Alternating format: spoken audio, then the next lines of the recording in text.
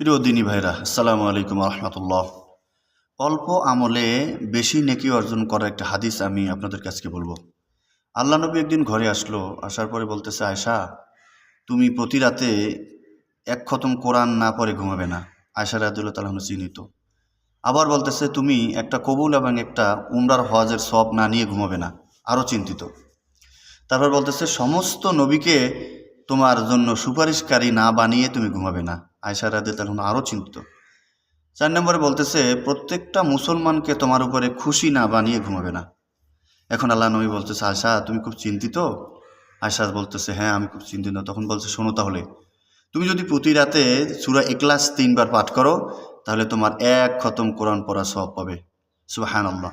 দ্বিতীয়, তুমি যদি প্রতি রাতে পড়ো 100 বার সুবহানাল্লাহি ওয়া আলহামদুলিল্লাহি ওয়া লা ইলাহা ইল্লাল্লাহু আল্লাহু আকবার ওয়া লিল্লাহিল হামদ লা হাওলা ওয়া লা কুওয়াতা ইল্লা বিল্লাহ আস্তাগফিরুল্লাহ, তাহলে তোমাকে একটা কবুল একটা উমরা হজের সওয়াব দেওয়া হবে।